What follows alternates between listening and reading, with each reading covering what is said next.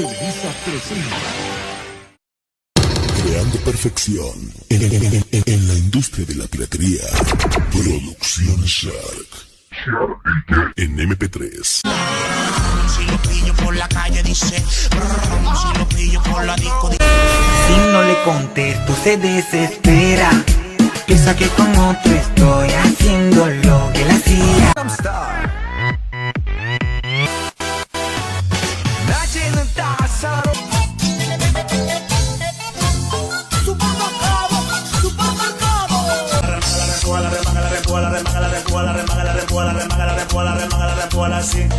Lo nuevo del ritmo de este corazón, la caponete y el rosa morada, Tomás y Santiago y Quinta invitada, todo ya se mueve. Mesa que más aplauda, sí. Mesa que más aplauda, no. Mesa que más aplauda, le mando.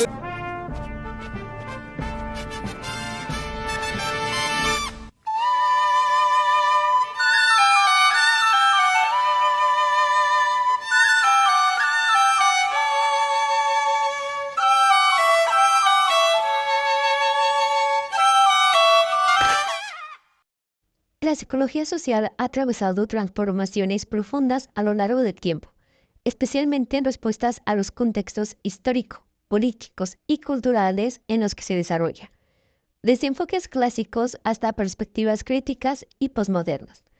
Esta disciplina ha buscado emprender cómo las personas construyen significados, interactúan y se ven influenciadas por las estructuras sociales. Autores como Ignacio Martín Barrow, Kenneth Georgen, Ron Hart o Pierre Bourdieu han contribuido con teorías que desafían los modelos tradicionales, promoviendo nuevas formas de entender la identidad, la opresión, el lenguaje y el cambio social. Este trabajo explora dichas corrientes y autores, mostrando cómo la psicología social ha evolucionado hacia enfoques más contextuales, participativos y comprometidos con la transformación de la realidad. Güey, ¿tú también pensabas que estudiar psicología era puro escuchar gente triste y decirles que respiren profundo? ¡Qué ternura! La neta, es que hacer psicología en Latinoamérica es otra historia. Aquí no estamos en oficinas con paredes acolchonadas ni con los fondos impresionantes de Pinterest. Aquí la realidad nos quita la cara. Los recursos faltan y el sistema parece más enfermo que los pacientes. Así que sí, si vienes por un cuento bonito, este no es ese video. Ah, y sí, soy un oso. ¿Y qué? Hasta la peluche ya estamos hartos del sistema. ¿Te has puesto a pensar que la psicología que nos enseñan casi siempre viene de Europa o Estados Unidos? O sea, está chido saber qué dicen Freud, Skinner y todos esos güeyes. Pero no mames, ¿a Chile crees que sus ideas se aplican igual aquí? Donde la gente vive violencia, pobreza, discriminación y además el sistema está para el perro. Pues justo de ahí nace la psicología social en Latinoamérica.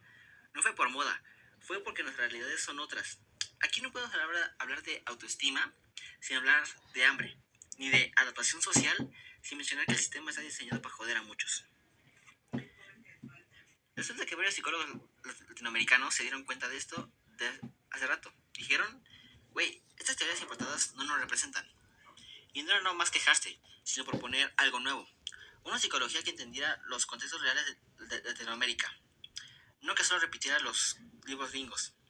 Y empezaron a construir otra forma de ver las cosas.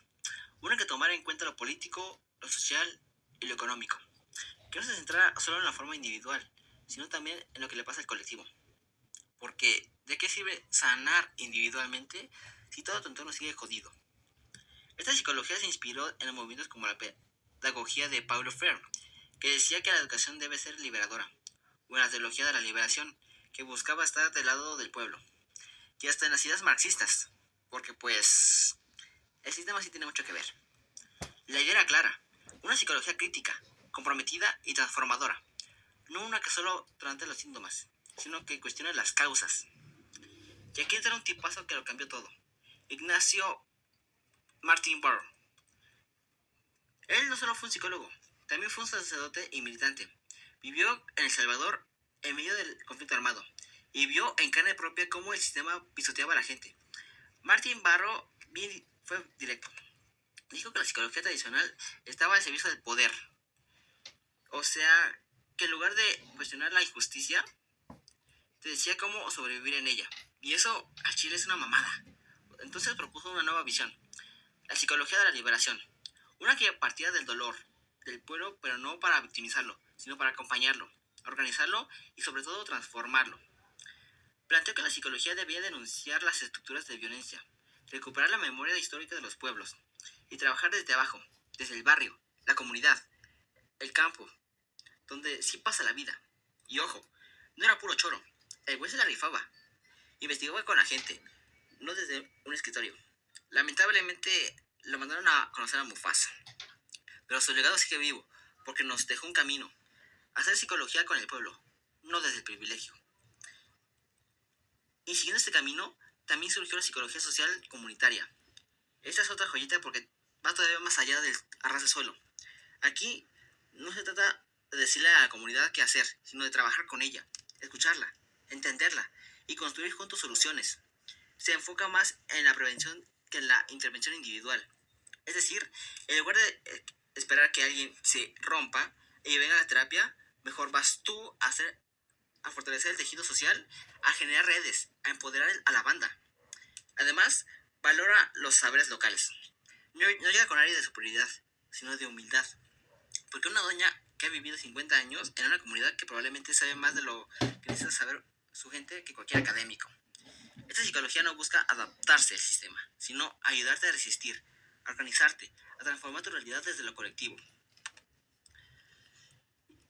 Y sí, no, pues está cabrón, güey. Al chile. La psicología en Latinoamérica no es receta gringa ni motivación en TikTok. Es resistencia, es adaptarse, es inventar la brújula mientras vas en la tormenta. ¿Incómoda? Sí. ¿Cansa? También. ¿Vale la pena? Eso depende de qué tanto estás dispuesto a ver más allá del salón. Pero bueno, esta la dejo. Por si un día quieres hacer psicología de verdad y no solo recetar frases como todo pasa por algo. Polar se despide con el mismo estrés con el que vive cualquier estudiante de psicología en ese continente.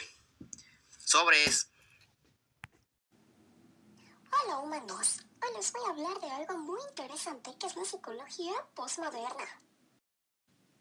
Sí, esa que surgió ya por los 80s, cuando los psicólogos dijeron, oigan, tal vez no todo se puede explicar con experimentos y numeritos. Exacto, esa psicología que dice que el contexto, el lenguaje, el poder, todo eso importa, porque la realidad no es solo lo que ves. Y aquí entra Kenneth Jurgen, el papá del construccionismo social. Él dijo que la realidad no está solo en tu cabeza, se construye con otras personas. ¡Wow! O sea, que no estamos locos si hablamos con el perro de al lado. Estamos construyendo conocimiento. Luego llegó Ron Harry, que dijo, no todo es genético. Las acciones humanas dependen del contexto, la cultura y las interacciones. ¡Ay! Como cuando veo llegar a mi vecino. Michael Billing también tenía algo que decir. Él nos habló del enfoque retórico, cómo usamos el lenguaje para convencer, argumentar y hasta para crear ideologías. O sea, no solo hablamos, hacemos cosas cuando hablamos, como cuando muevo la cola y convenzo a mi humano para que me siga paseando. Hablando de hablar, Weather y Potter dijeron que el lenguaje no solo refleja lo que pensamos, sino que guía cómo actuamos. El sentido cambia con el contexto, como cuando digo wow, para pedir comida o para avisar que hay peligro. Finalmente, Harvey Sachs y el análisis conversacional. Él estudió cómo organizamos las conversaciones, o sea, no solo ladramos por ladrar, hay estructura. Así que ya sabes, la psicología social postmoderna nos enseña que no todo está en la cabeza como a veces solemos creerlo. También están las palabras, en las relaciones y en cómo construimos la realidad juntitos. ¡Wow! Nos vemos la siguiente clase. ¡Adiós! Bienvenidos a la jungla más chismosa de México. Aquí no solo hay tacos y cumbias, también hay mucho de psicología social. Hola jungla, hoy les vengo a explicar nuestra forma de convivir y pensar, que no es tan salvaje como parece, es social y simbólica. Hola Lupita, ¿qué me recomiendas? ¿Un tamal de verde o un tamal de dulce? Ay, Toño, aquí el dulce es para los niños. ¿No ves que tú eres el delegado del comité vecinal? ¡Hay jerarquía! Esto es un ejemplo de interacción simbólica. Usamos símbolos y roles para entender cómo actuar. Ejemplo, delegado es igual a responsable, niño es igual a tierno, y así decidimos qué tamal le toca a cada quien. WhatsApp, raza, aquí su gallo favorito. #MoodLeader. Muy bien, gracias por tus aportaciones. Y así concluimos la junta vecinal. Aunque algunos no hablaron mucho. ¡Ajá! El güero está actuando según diferentes roles. En redes es un líder y en la colonia es un seguidor. Su identidad cambia según la situación. Eso se llama teoría de la identidad.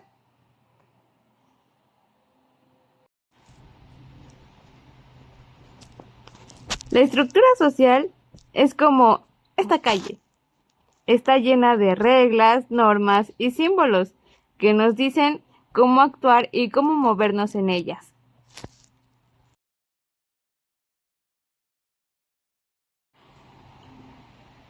A los jaguares les toca vigilar, a los tlacuaches limpiar y a los gallos animan. ¿Y qué tal que un jaguar quiere vigilar? En esta jungla mexicana, nada es al azar. Cada acción, cada palabra tiene un significado. Y aunque la estructura influye, nosotros también la podemos cambiar.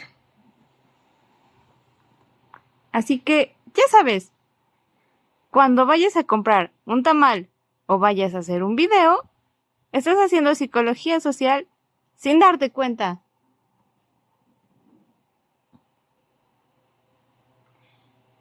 Sígueme para más reflexiones filosóficas. WhatsApp. Psicología social, hasta en el tamal.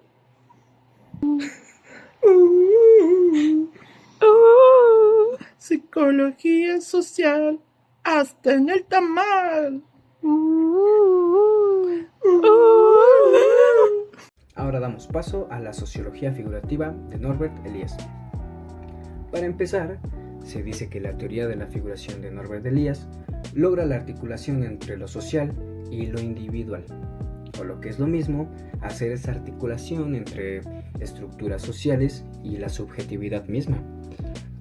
Por lo que esta idea parte de que la realidad social no se contrapone para nada a los individuos, sino que surge de la interdependencia de sus acciones mismas. Pero, ¿esto más o menos a qué hace referencia? Pues, tal y como se nos explica con un juego de cartas, los jugadores conforman por sí mismos ya una figuración, porque sus acciones están vinculadas entre sí. Por lo tanto, sus decisiones, estrategias y respuestas durante el juego van a depender de los demás, formando de esta manera una red de relaciones interdependientes. Al ser un proceso dinámico, Norbert considera que la conducta de los individuos puede ser explicada desde las figuraciones que ellos forman entre sí y las interdependencias que los vinculan. Para este sociólogo, el concepto de interdependencia hace inteligible el orden social que se va constituyendo en un periodo histórico como producto de esas interacciones. O sea que, si cambia la organización de la sociedad, también van a cambiar los hábitos y comportamientos de los individuos. Pero estos cambios tienen su origen en la constitución de una nueva forma de figuración social. De esta manera, solo es posible interpretar la conducta como una acción racional, orientada por los valores que emanan de la estructura social de la que estos individuos forman parte. Ahora pasamos con el constructivismo estructuralista de Pierre Bourdieu. Aquí tenemos otro ejemplo contemporáneo de teorización sociológica, capaz de superar la oposición entre subjetivismo y objetivismo. Dos conceptos clave para comprender la perspectiva teórica de Piaget son los de habitus y campo. El habitus puede considerarse como un conjunto de disposiciones perdurables resultado de la internalización de la estructura social misma. Con esto, se supone que nuestras percepciones, pensamientos y acciones se adaptan a las situaciones objetivas en que se producen, estructurando de esta manera nuestras prácticas y representaciones, llevándonos a pensar, sentir y actuar de acuerdo a las condiciones sociales en que vivimos. Es así que el hábitus refleja el medio social en el que hemos sido educados y que nos hace tener una determinada manera de percibir el mundo. Ahora, para continuar, tenemos el concepto de campo, el cual representa una situación dinámica en la que opera un hábitus determinado o específico. Las acciones de las personas son resultado de las relaciones entre hábitus y el campo. Cuando las personas actúan, lo hacen en contextos específicos o campos. Cada campo se organiza en base a un capital poseído.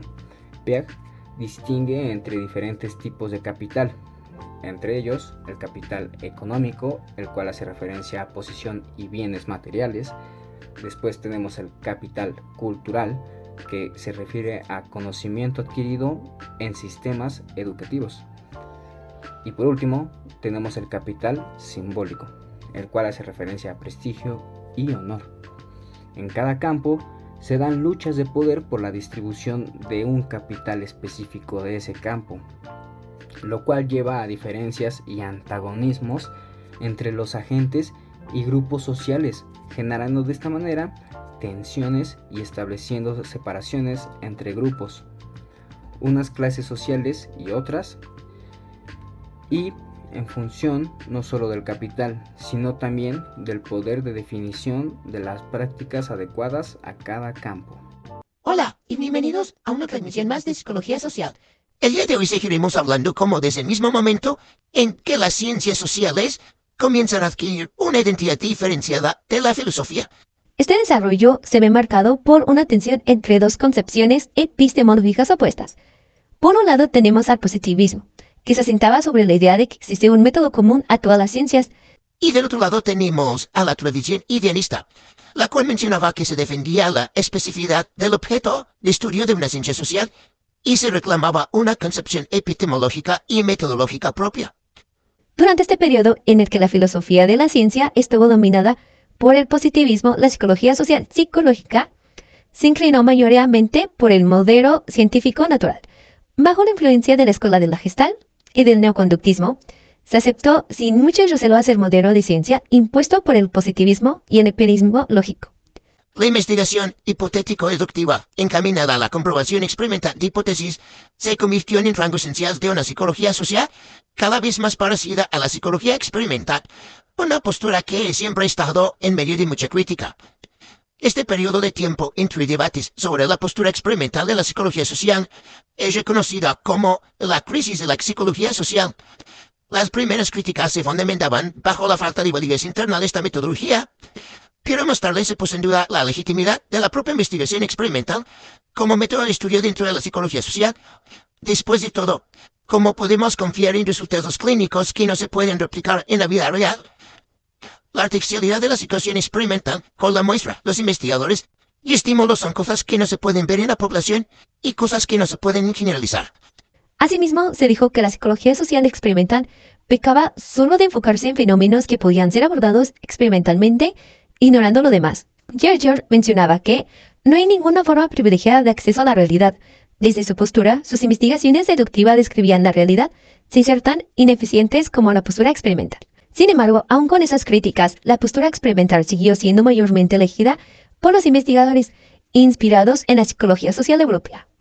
Ellos proponían que no se abandone este método, sino una utilización más adecuada del mismo.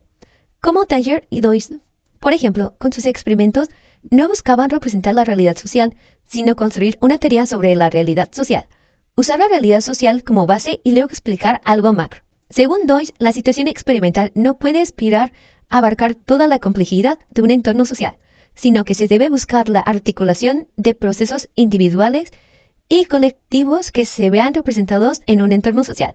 Podemos verlo como pequeñas piezas empíricas que adquieren sentido cuando entran a tomar parte de un entramado más complejo, un verdadero entorno social.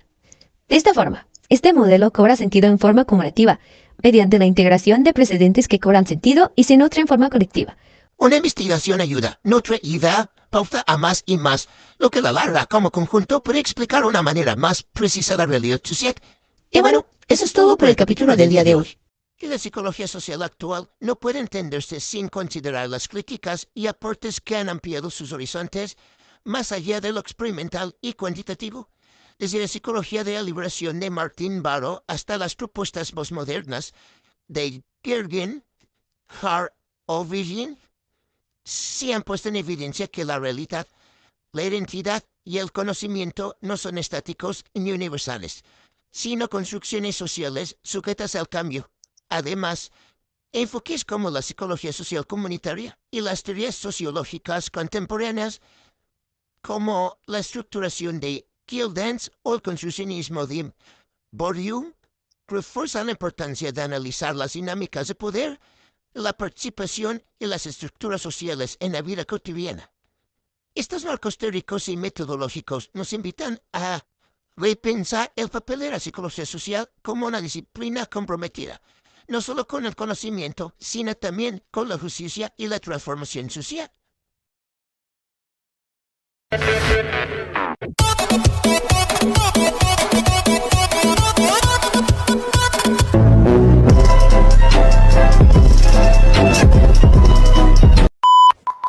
Quiero sentir tu cuerpo juntito al mío, porque mi alma ya tiene tiempo sintiendo frío. Si tú lo quieres, vente acercando junto conmigo, poquito a poco, muy despacito. Me estoy sintiendo más que bonito, me estoy orillando por rinconcito, diré queriendo poco a poco. Inténtalo, si lo quieres, inténtalo, vete de norte a sur, inténtalo, que solo soy de ti, no me dejes sin tu amor. Inténtalo, si lo quieres tú, inténtalo, vete de norte a sur, inténtalo, que solo soy de ti, no me dejes sin tu amor.